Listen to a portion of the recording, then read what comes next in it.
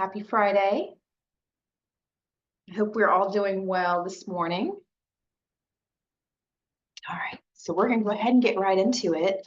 Thank you for taking time to spend with me this morning. We're going to go over some great information today. This is going to be pretty information heavy, so I apologize in advance if I go too fast. If you guys have questions or you want me to slow down, just type it in the chat or unmute and let me know, and I can always go back and repeat the information if I need to. But I do want to make sure we get through the presentation, but it probably will last the entire hour. So if you do have questions, again, just let me know in the chat and I can get to those at the end. And we'll go ahead and get started. So today we're going to talk about anxiety and unhealthy thinking patterns. Oh, before I forget, please put your name in the chat, your email in the chat, so that way I can send you the post survey. So the post survey is optional, but it gives you an opportunity to provide feedback on the training, the information that was given to you, and also a space for you to share any ideas or suggestions for future trainings so that I can make sure you all are getting the information that you desire, and that will be helpful for you as you take care of your loved one.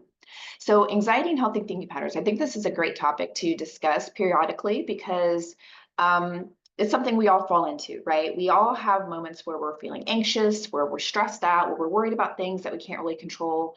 But also we have a tendency to slip into some of these unhealthy thinking patterns. And we all do it. You don't have to have a diagnosis or anything like that. It's just a way that we process and apply meaning to the information that we're receiving. And so going through some of these thinking patterns, hopefully my goal is that you will, if you notice some of these patterns in yourself, that you can take steps to kind of changing those patterns, right? Or getting out of them if they're not serving you very well. So the agenda today is we're going to go over some statistics for mental health. We're going to talk about the symptoms of anxiety, and we're going to go through some of the top anxiety disorders in globally in the United States. Then we're going to touch on cognitive distortions. And of course, I'm going to give you guys some tips on how you can change and also how to manage some of your stress, okay?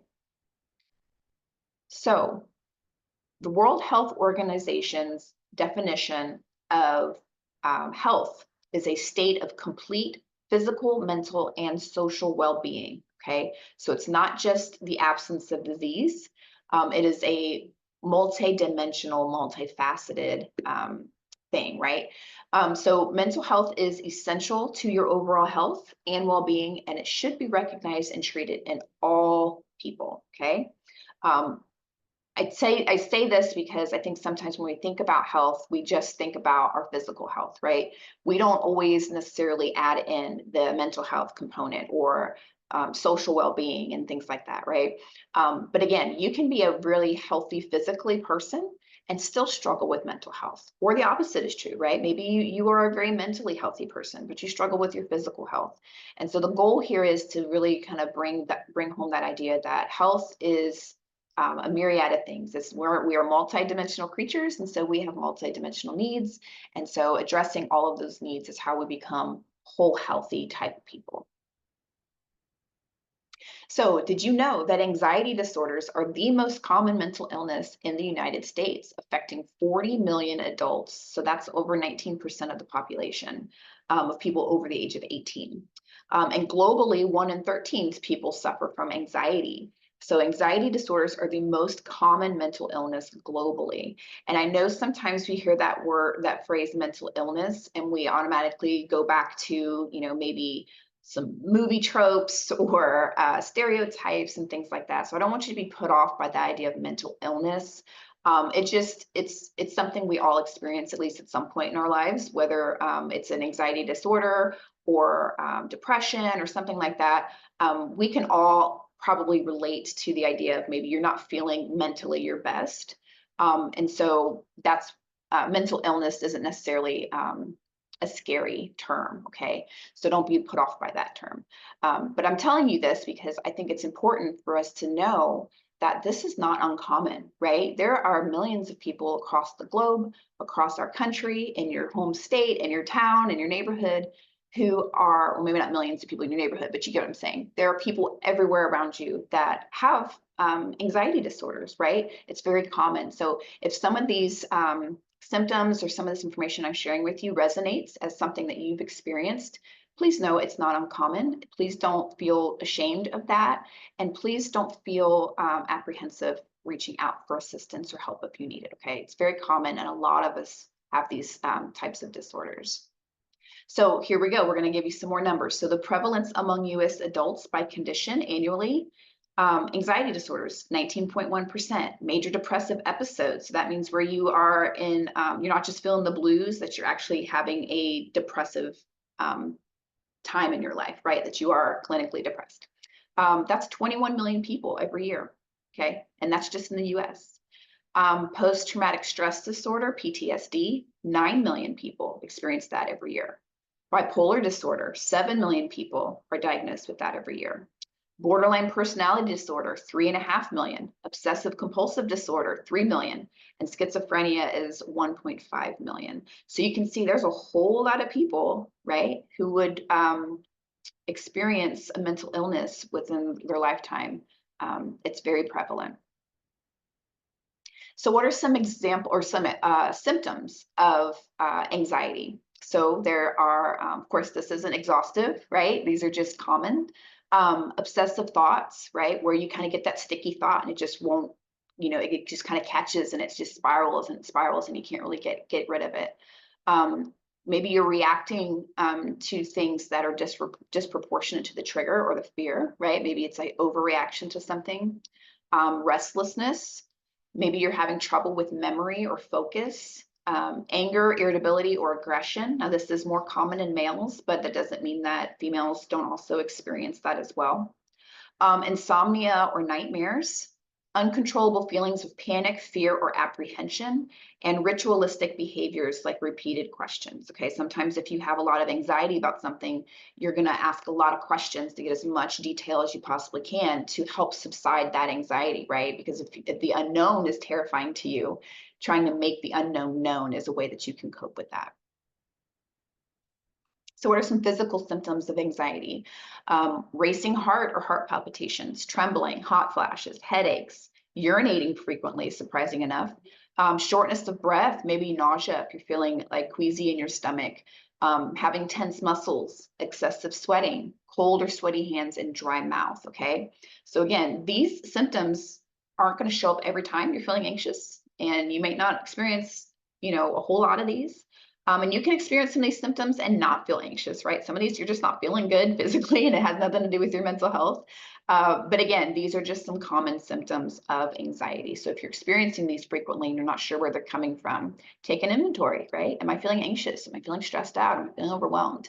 It might be the culprit. So generalized anxiety disorder, we're going to get some specific diagnoses. The most common ones are these that I want to go through. So generalized anxiety disorder affects 6.8 million adults annually. Okay, so that's almost 7 million people experience or are diagnosed with generalized anxiety disorder or GAD. So some questions you can ask yourself. Do you often find yourself worrying about everyday issues with no obvious reason? Are you always waiting for a disaster to strike or excessively worried about things? Generalized anxiety disorder can make daily life feel like a constant state of worry, fear, and dread. Okay, that's why they call it generalized anxiety, because you're just generally anxious, right? About anything and everything and nothing in between and all that's in between, right? You just have this impending sense of doom or discomfort that's, what's about to happen. Something bad can happen and you might not have any reason to feel that way. There's no triggering moment. There's no source for the anxiety. It's just there. Okay, that's what generalized anxiety disorder is. And again, that's almost 7 million people experience this disorder. So here's some more symptoms. So worried excessively about everyday things. If you're having trouble controlling your worries or feelings of nervousness, maybe you're aware that you worry more than you should and you just can't help it. You're feeling restless and have a really hard time relaxing and just shutting that mind off to where you can just really get into that restful state. It can affect the way that you concentrate, your ability to concentrate on things, right? You get that brain fog because you're spending so much energy being anxious and worried about things that you have a hard time concentrating on anything else. Maybe you startle easy, right? Maybe your startle response is like, right front and center, right? The smallest little noise and you're jumping out of your skin. Maybe you have trouble falling asleep or staying asleep, right? Sometimes people can take sleep aids, but most of us probably, we try to lay down, get some sleep, have a nice bedtime routine and stuff, and you get to sleep just fine, but it's staying asleep that's difficult, right? You're waking up after a couple hours and your mind is just racing, okay? Let's see, have headaches, muscle aches, stomach aches, or unexplained pains, right? We hold that tension in our bodies all day long, and it's just, it's wearing us down, it's running its course, and it's not comfortable. Maybe you've developed a tremble or a twitch, and maybe you're feeling irritable or on edge a lot of the times, right? So those are just some more symptoms of generalized anxiety disorder. So next, we're going to move into social anxiety disorder. So this affects 15 million adults. So even more people experience this than they do generalized anxiety disorder. So here's some questions that you can think of, or here's a question you can ask yourself. Are you afraid of being judged by others? Now, I think we all in some capacity have this fear or concern, or we're at least aware that there's judgment out there possibly for us, but it might not bother you, right? Okay, yeah, people are judging me. That's fine. Everyone has an opinion. It's fine. But are you afraid of that, right? Are you self-conscious in everyday social situations? Are you avoiding things like eating, drinking, or things like that in front of others, using a public restroom because you're anxious, you have a fear that you're going to be judged, rejected, or humiliated? Okay, so that's when it starts to cross over from that natural, normal, kind of everyday feel that we have sometimes to being disruptive, right, in your life. This is limiting your life now because of these fears.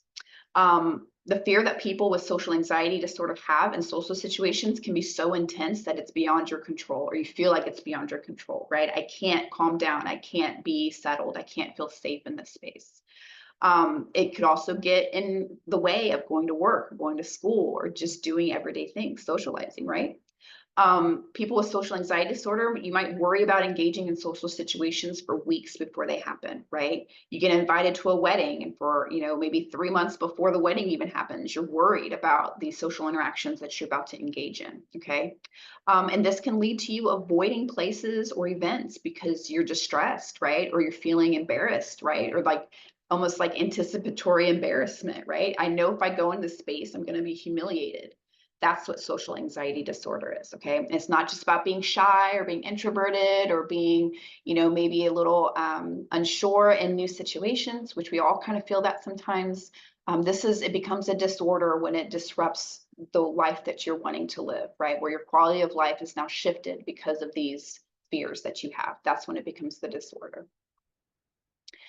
So again, we're going to go over some more major types of anxiety. So generalized anxiety disorder, right? That's 33.1% of the US population is affected by this, yet only 43% are receiving treatment, okay?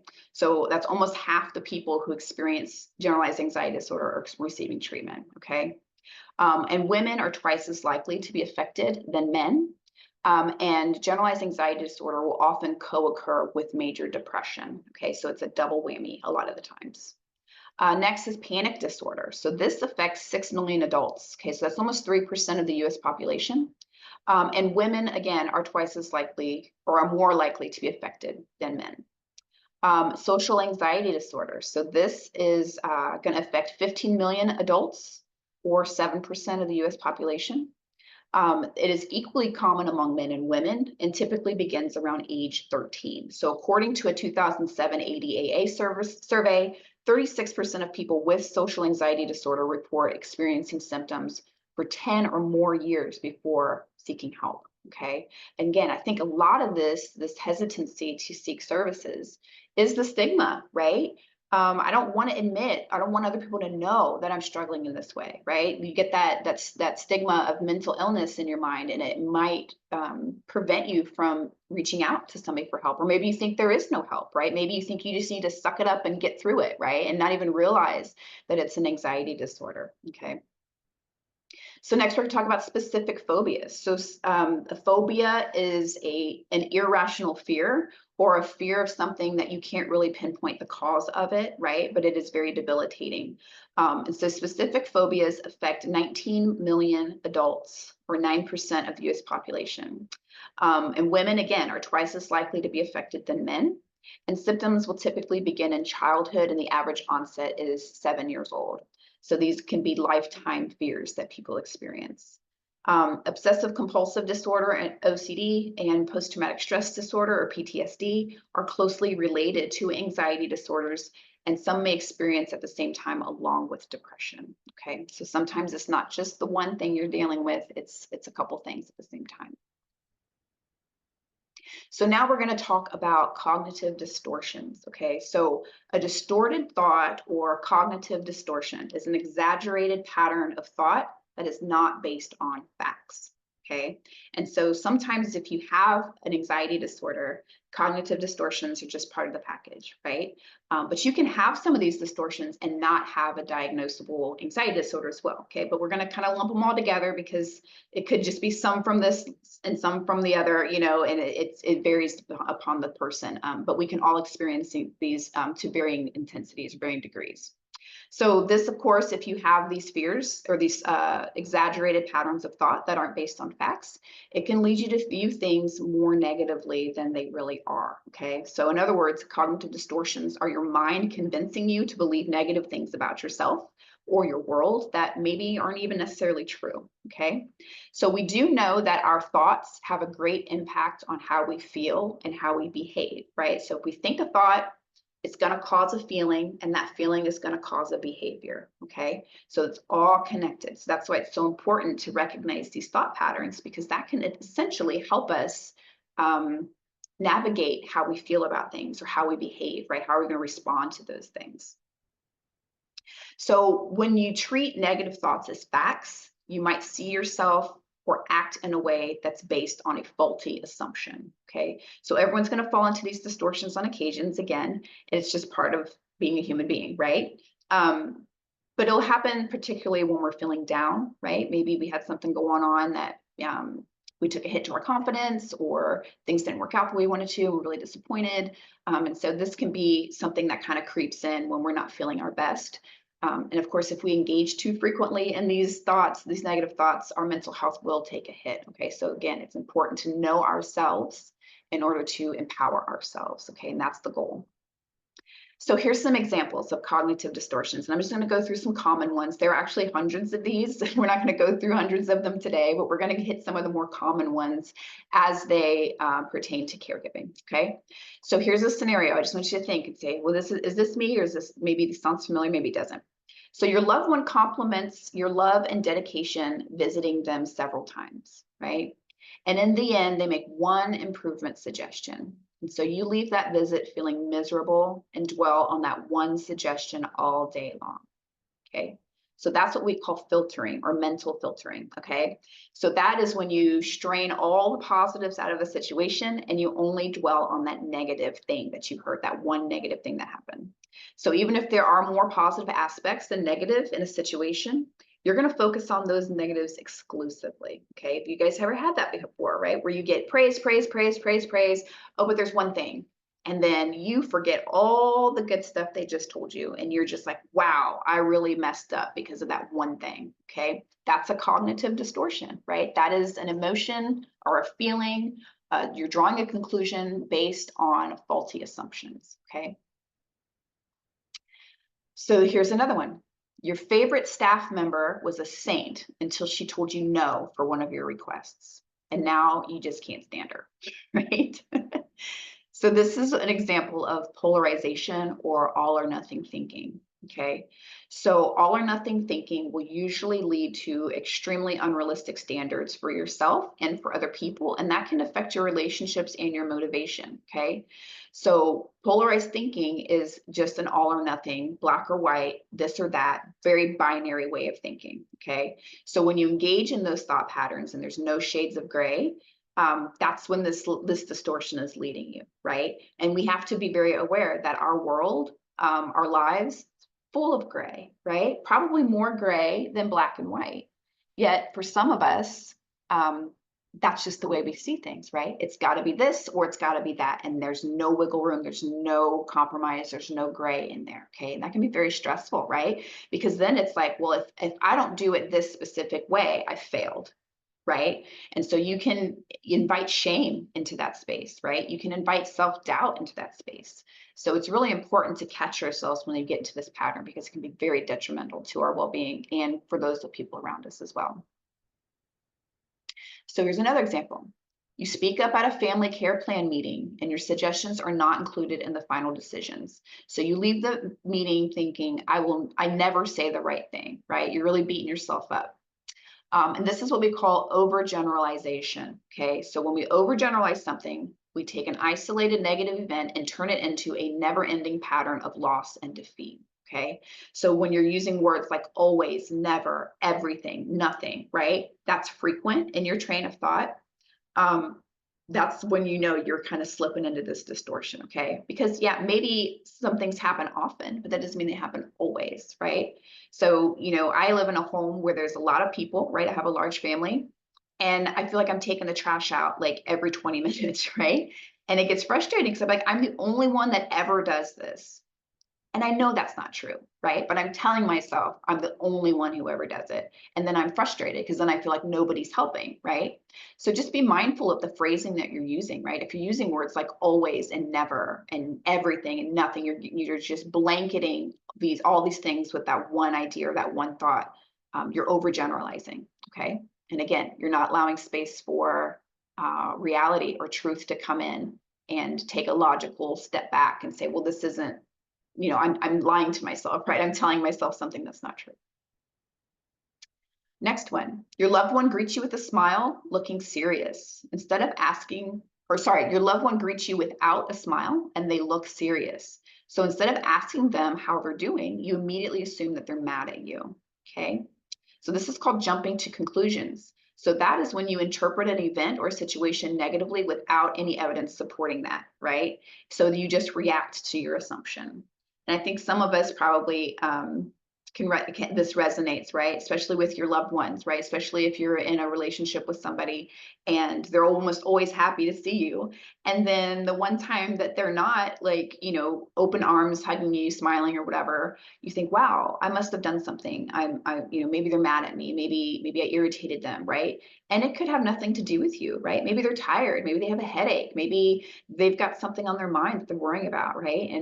But you're expecting a reaction from them and you're not getting it. And so then you make up in your mind what is going on in theirs, right? You're kind of mind reading in that space. So that's jumping to conclusions. All right, so next one, here's another example. Your loved one did not call you this morning.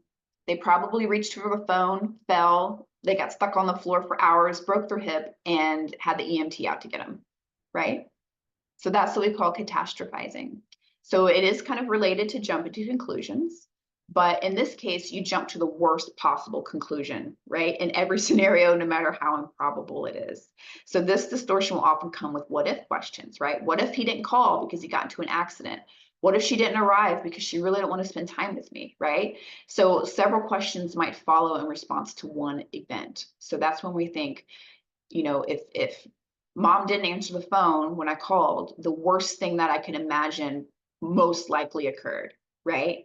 The reality is, it's probably not the case. Maybe she was in the bathroom, maybe she didn't hear the phone ring, maybe she was on the other line, right?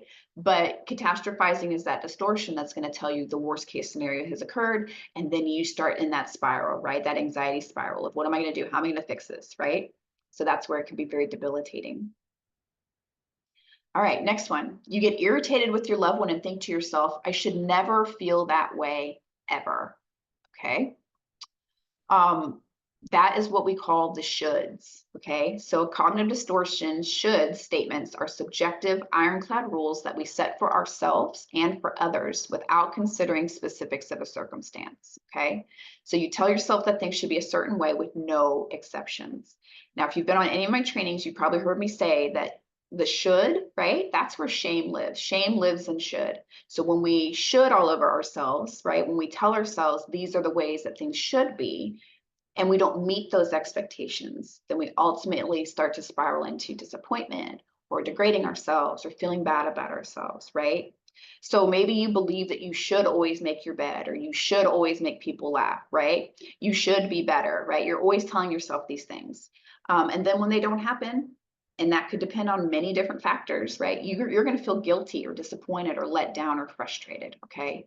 So shoulds can be appropriate, right? But when it starts to lead down that path of shame or self-degradation, or even isolation, right? Maybe your world is going to get smaller because you think I can't measure up, so I'm not even going to try. That's when it becomes a distorted pattern of thinking, okay? Next one.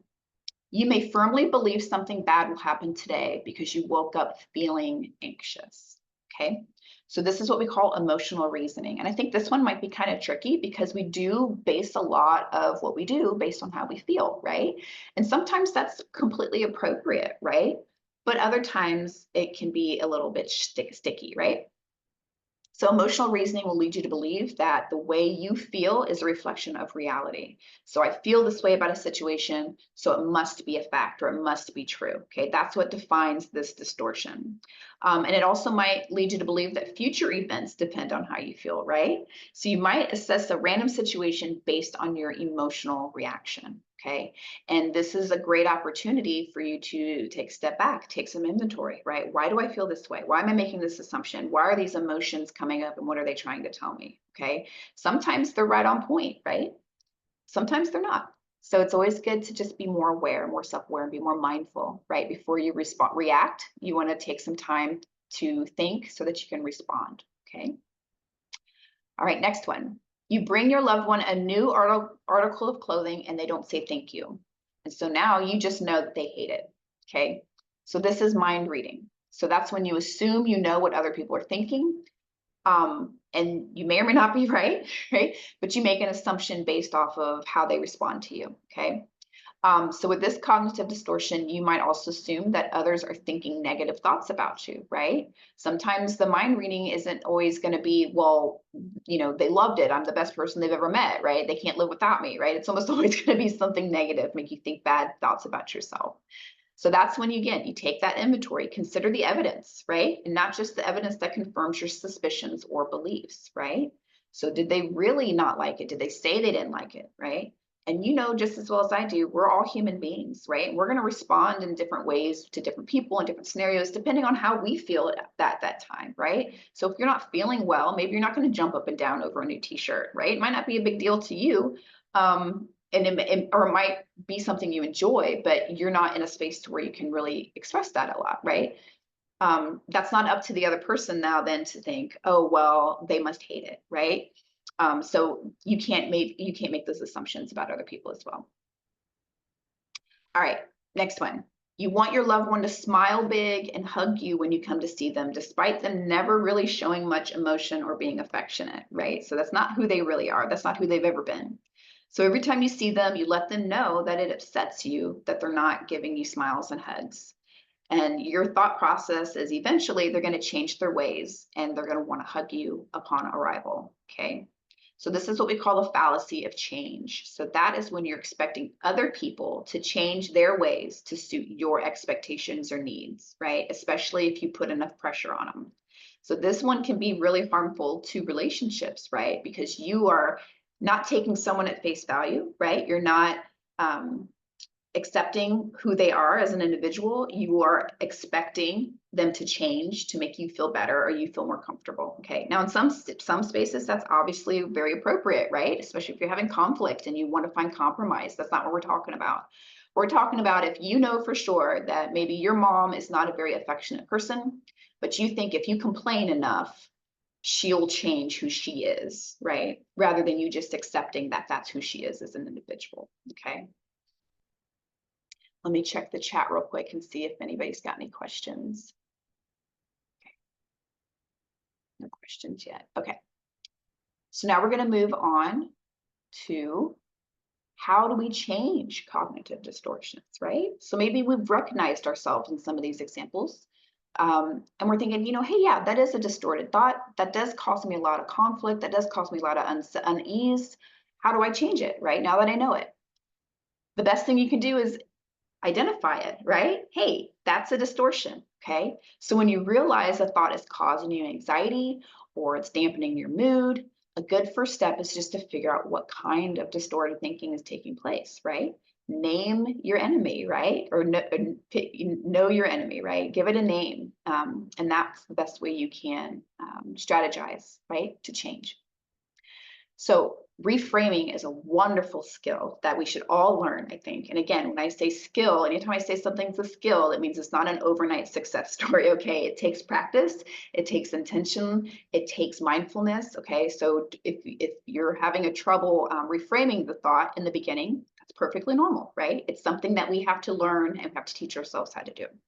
So reframing the thought, look for shades of gray, alternative explanations, and objective evidence or positive interpretations to expand your thinking, right? We don't know what kind of day that person's had, so their reactions may not have anything to do with us, okay? And you might find it helpful to write down your original thought and follow it by 3 or 4 alternative interpretations, okay? So I use reframing a lot with my kiddos, especially when they're feeling discouraged. I'll just think of an example.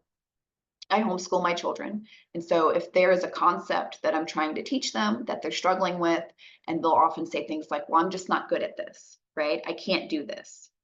Yeah, that might be true, right? They might not be good at something and they might struggle getting it completed, but that doesn't mean that they're not working toward, right? So I often say to my kids, instead of saying, I'm not good at this, right? You can say, I'm working towards A, B, or C, right? I'm working towards being better. This is a new thing I'm learning and I'm getting better every day, okay? Because you're not denying the fact that you are where you are, right? You're not denying the fact that you're struggling with something, but you're allowing space to give yourself grace, right? And you're immediately blocking shame out of the equation, right? Because you're not dumping that on yourself of, I can't do this, I'm not good at this, right? You're allowing that space to expand your skill set and say, yeah, I'm not good at this now, but I'm working toward it. Okay. So that's just an example of reframing. And of course, you could probably think of things that in your own experiences, in your own situations where that's applicable.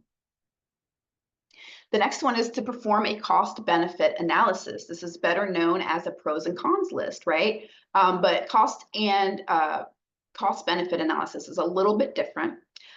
So people will usually repeat behaviors that deliver some benefit, right? And you might find it helpful to analyze how your thought patterns have helped you cope in the past, right? Sometimes we get into these patterns because it's a protective thing, right? It's easier to say, well, this isn't good for me and I'm just going to walk away and distance yourself, right? So it's a coping skill, right, initially, but it can spiral out and become a very serious problem if it's left unchecked. Do they give you a sense of control in situations where you feel powerless? Do they allow you to avoid taking responsibility or necessary risks, right? You can also ask yourself what engaging in these distortions are going to cost you, right? Is it costing you a relationship? Is it costing you peace, right? Is it costing you sleep? So weighing the pros and cons of your thought patterns, that can motivate you to change them, right? If something maybe was serving you in the past, but it's no longer serving you, give yourself permission to let it go, right? Find something else, find a new way to see the world and see yourself. Consider cognitive behavioral therapy. So CBT is recognized, it's a form of talk therapy, and it's widely recognized to help people to identify, interrupt, and change unhealthy thinking patterns. So if you remember earlier, I just said that the way you think affects the way you feel, affects the way you behave. Okay, so CBT addresses that pattern, right? They call it the CBT triangle. So CBT will usually focus on a specific goal, and it will generally take place with a predetermined number of sessions, okay? So it's not, doesn't necessarily have to be a long-term therapy, right? And you'll go into a therapist's office and you'll tell them about your concerns, and then you'll prioritize those concerns, and then you'll set goals to address those concerns, okay? So if you're looking for a therapist to help you with CBT, make sure they are certified and licensed in the state where you live, Alabama, and they should also have training in CBT, okay? So what else can you do? Replace your absolutes, okay? So once you focus on your thoughts and recognize the pattern, consider replacing statements such as always and nothing with words like sometimes and this, okay? So sometimes I have to take out the trash, right? Not always, okay? Defining yourself and others. So labeling the behavior is a great thing that you can try, okay? So instead of labeling yourself as lazy or whatever the thing you're telling yourself, try labeling that behavior. Okay, so you can say, I'm not lazy because I didn't clean today. I just didn't clean today, right? That doesn't identify you as a person. Okay, it's just one thing, one situation, one action that was taken or not taken. That doesn't mean that you have to label yourself because of that. Okay, one action doesn't have to define you. And I find this very common in kiddos who have ADHD, because you can get into that rumination, right? You can get into that negative self-talk of I'm lazy, I'm not smart, nobody likes me, like that kind of stuff. Okay, so just be aware that you can label the behavior. That doesn't have to become your identity. Okay, let's see. What else can you do? So searching for positive aspects, right? Our minds are almost always on the lookout for potential pitfalls or dangers in our environment, right? That's how we've evolved, and that's our survival mechanism, and that's good, right?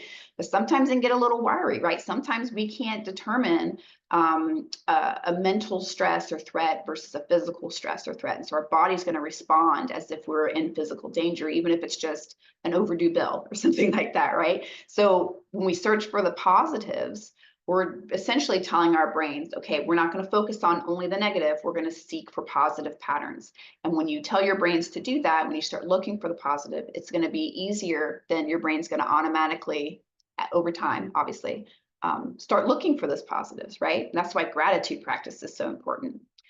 So even if it's challenging at first, what if you find at least 3 positive examples in each situation? Okay. Of course, this might not feel natural to you in the beginning, especially if you've kind of gotten into a pattern of worry or negative thinking. But after a while, it can just become a habit, which is the goal.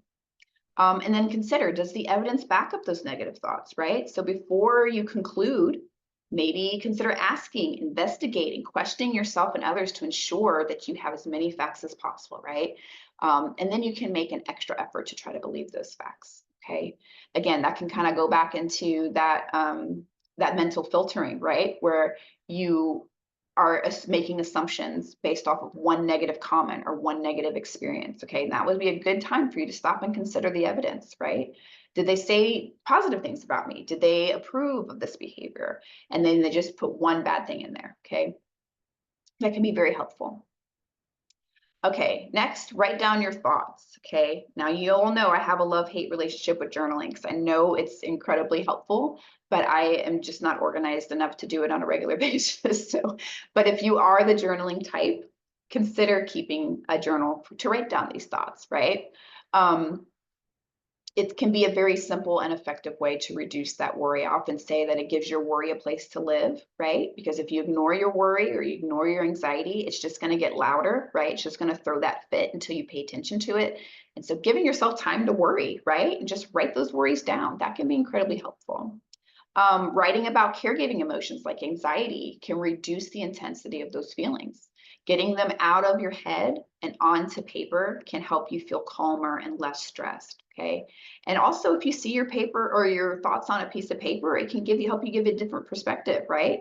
And it can make it easier to recognize and change these unhealthy thought patterns like distorted thinking, okay? Sometimes a thought or a worry in your mind seems a lot more powerful than when you put it on paper and you look at it and be like, wow, I really don't need to worry about this, right? It's not really as big of a deal as I thought it was, okay? And so that's just kind of a nice little tool that you can use to kind of give yourself some perspective. So benefits of journaling. So it can help you find solutions to tough challenges. So writing out your thoughts can help you connect those dots, right? And help you come up with solutions, right? It helps you game plan. Sometimes having that tangible thing can seem a lot more manageable than having it just kind of echo loudly in your mind, okay? So next time you're up against a sticky challenge, try writing about what's going on, right? So it can help you think of creative ways to solve the problem. Journaling can also help make caregiving easier because writing thoughts or writing things down helps you to see patterns, right? And again, once we see patterns of behavior, we can then feel more empowered to make changes if we desire to do that, okay? So it can give you the ability to spot things that could be improved or simplified or even just eliminated, right? If it's not making your life run very smoothly, right? Not everything has to be a priority, and that's okay. Sometimes it's just okay to let things go, right? And maybe you'll start to notice that your mom gets upset every time you talk about leaving the house, but doesn't make a fuss if you just leave, right? So then you just say, well, I'm not going to talk about leaving anymore. I'll just leave and she won't be upset. Or maybe you find that your spouse is much more willing to bathe during the early afternoon than the evening, right? So again, writing things down, writing about your challenges, writing about your sticky situations that you're in, you're going to see those patterns and then you can change your behavior. And it can help you resolve arguments with other people. So writing about fights or misunderstandings, that can help you um, or keep you from stewing about that in your mind, right? You write it down, again, you give it a place to live so it doesn't have to stay in your mind all day. And it might even help you see the other person's perspective, right? And that can actually work really well towards coming to a compromise. Right, next, stay grateful and positive. Okay, I kind of touched on this a little bit, but looking for and reminding yourself of positive things limits negativity, right? There's no room for it anymore because it's full of positivity. And it can help you rein in those out of control thoughts, right? So obviously being grateful or positive doesn't mean that you're ignoring those feelings. Okay, I'm not advocating that we ignore the way we feel.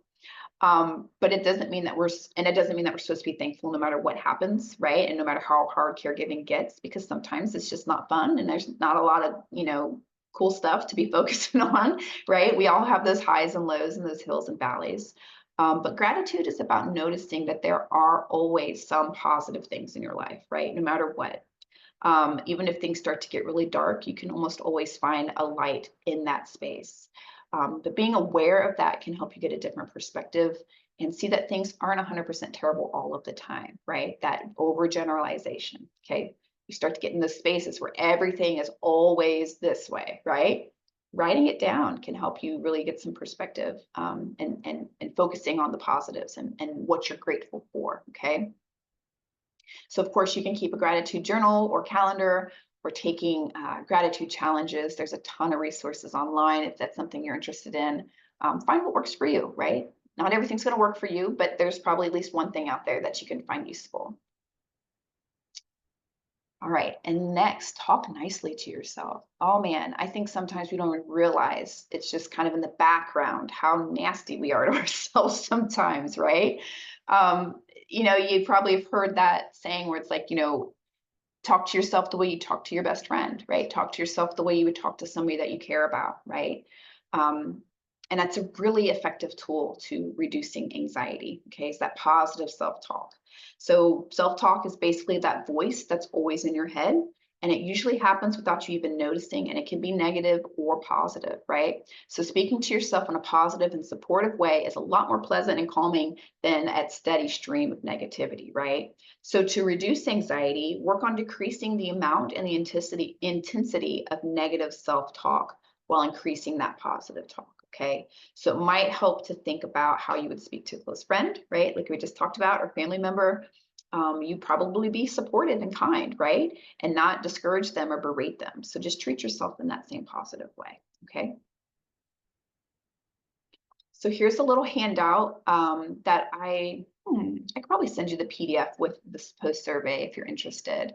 It's just a nice little exercise, and you can use this printout when I send it to you, or you can use it in your journal. But it's really just about having that visual, that tangible evidence, right, of your thoughts. So step one is positive mindset. So you can list 5 things in your life that are enjoyable, right? So that can be very general, like my health, or it can be specific, like I like the way the sunshine feels on my skin, okay? And that's going to help you get into a positive mindset. Next, briefly describe a moment, recent in time, something didn't go your way or you felt upset or frustrated, okay? And then step 3 is spend some time reflecting on the silver linings of the situation and describe it, okay? So again, this is just an exercise you can use, and there's a ton of these online as well, just to get you thinking, right? Thinking about how you're thinking about how those thoughts, those cognitive distortions creep up, that negative self-talk creeps up, okay? And also give the opportunity, what are some positives, right? What else can I focus on? This is just a great way to kind of kickstart that for you. All right, and next, acknowledging your strengths, okay? It's very, very easy to fall into a pattern of all the things that we feel like we can't do or that we aren't good at, right? Listing your strengths can be kind of tricky if you've never sat and thought about it before. But listing your strengths, describe how you use those strengths in everyday life, and describe how you've used your strengths to overcome specific challenges, because we all have strengths, whether we notice it or not. So here's just a few strengths that you can maybe get some inspiration from. And of course, it doesn't have to be some mind-blowing strength, right? But it's just a way that you can navigate life, right? What works for you. So maybe one of your strengths is wisdom, right? Maybe you've been up and down the valley and you know the ins and outs of all that stuff, and you've got some wisdom, and you can look back on past challenges and past successes and draw strength from that. Okay. Maybe you're a curious person, right? Curiosity, I think, is one of our greatest assets as a human species, and I think it often goes unnoticed, or what's the word I'm looking for? We don't empower ourselves with our curiosity sometimes, right? But curiosity is an amazing thing, and I think it's wonderful that we can stay curious, right? Maybe you're fair, right? Maybe you're brave. Maybe you have a great sense of humor. Maybe you love learning, right? These are all strengths that you can have. They don't have to be what we would probably consider strengths, like, trustworthiness, which obviously is great. But there's some of these that are maybe less obvious that you can really dig deep into and see, well, yeah, that's a strength, and I've used it in this situation. Okay, so next one is how to get over the fear of disappointing others. So this kind of creeps up, I think, when you are maybe a people pleaser more often, right? You don't like to say no because you don't want to disappoint somebody, okay? So if you're stressed out because you can't say no, you may be experiencing FODO, fear of disappointing others. Maybe you're unwilling to say no because you're afraid of what that person is going to feel afterwards, okay? So if you are chronically stressed, or you're feeling a lot of anxiety and you're feeling a lot of burnout or overwhelm, deal with that root cause, right? In that many cases, it's actually just that hidden fear of disappointing other people, right? Well, I can't say no because I have to make sure they're okay. I have to make sure they're happy, even if it's at an extreme cost to your own well-being, okay? So there's only one way to get over it. You have to face it repeatedly and willingly, okay? So a lot of people who struggle with chronic stress and burnout, they have a hard time setting boundaries, right? And if you don't learn how to say no, right? If you don't learn how to say no, thank you, maybe next time, it's never going to go away, okay? You're just going to continue to burn yourself out, to dig yourself down into that hole, okay? So if you want to get over your excessive fear of disappointing others, you have to be willing to do the thing that might lead to them feeling disappointed, right? They'll get over it, right? You can only do so much. You're only one person, and you have to make sure that you're prioritizing yourself and your well-being.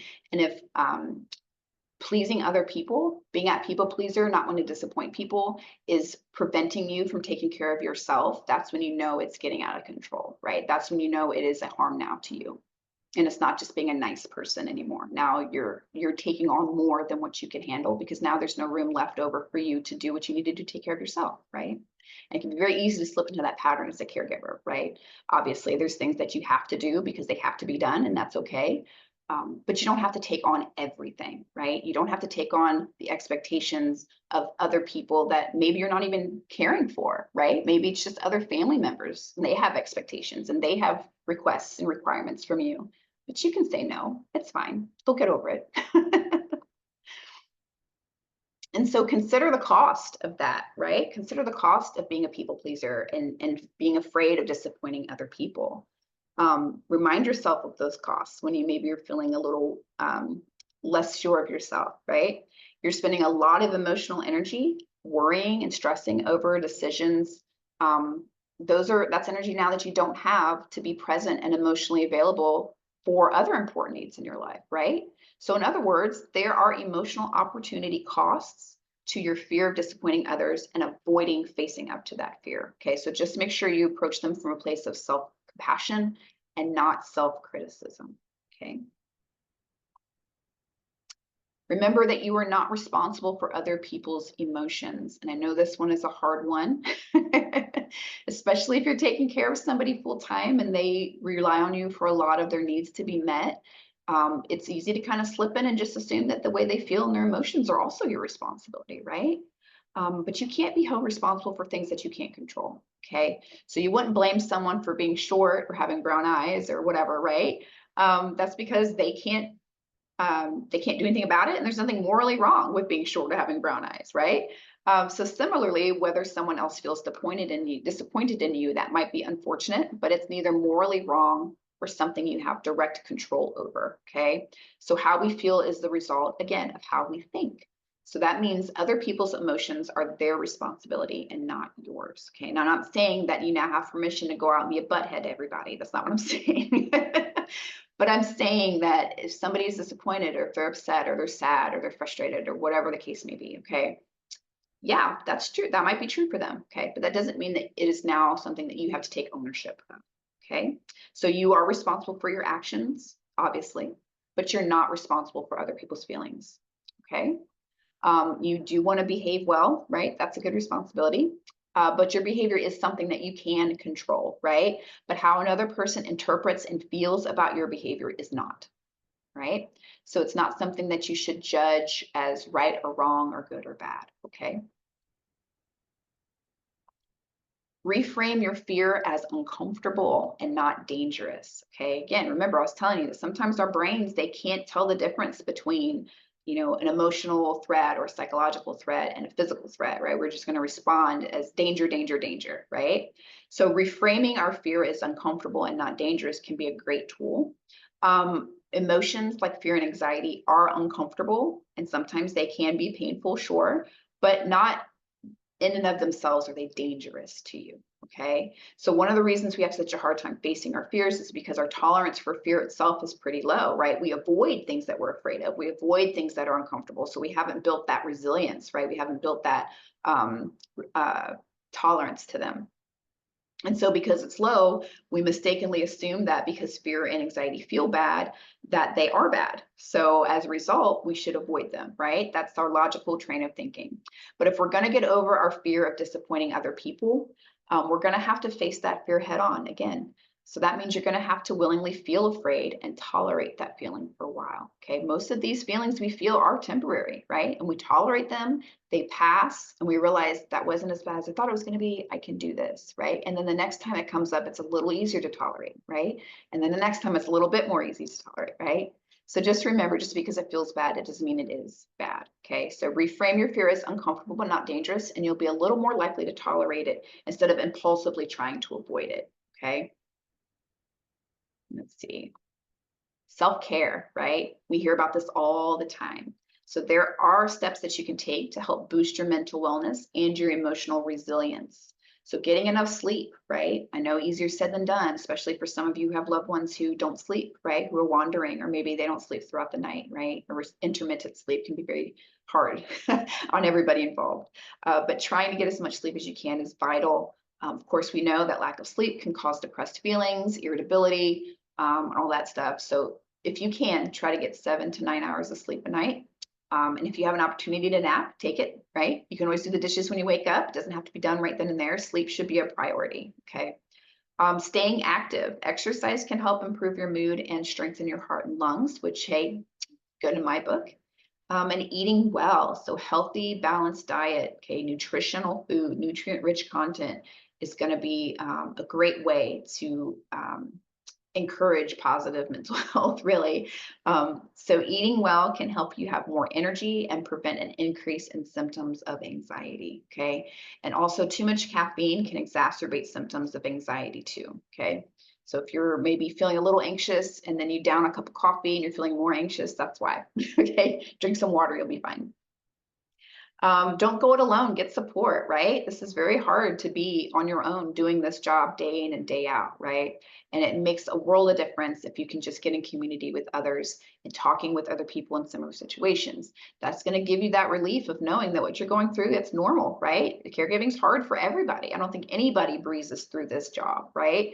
And you're not the only one who feels that way. And so sometimes just having that validation can help decrease our stress levels. So how do we reach out for help? Well, we can talk with fellow caregivers at a support group, right? We do an in-person support group in Madison County, and we also do online support groups, right? So you have an opportunity to participate if you want to reach out and find support that way. Call an understanding friend and vent your frustrations, or you can call me. I'm available for care chat. So if you just need somebody to hear you, validate you, vent, I'm here for you, okay? So you can call me. I work Mondays through Fridays except Wednesdays. So if you call me on Wednesday and I don't answer, just leave me a message and I'll schedule a care chat with you, okay? Speaking with a trained counselor to learn coping tips, and feel free to say anything. This is really, really a valuable resource, and I think we need to take advantage of it more often. Again, therapy and mental health and all that can still have stigma even in 2024, but we do have an on-staff licensed clinical social worker who is available to take you on and help you with some of these more difficult feelings, and it is free of charge. So if you are interested in taking advantage of that, again, please let me know and I will set you up with her, okay? And then maybe talking with a trusted religious or spiritual leader can help you, right? Maybe you have a rabbi, maybe you have a priest or a pastor, or maybe you just have somebody in your circle who has a lot of wisdom that you can lean on and get that support, okay? Take advantage of those people in your space, right? They're there to help you.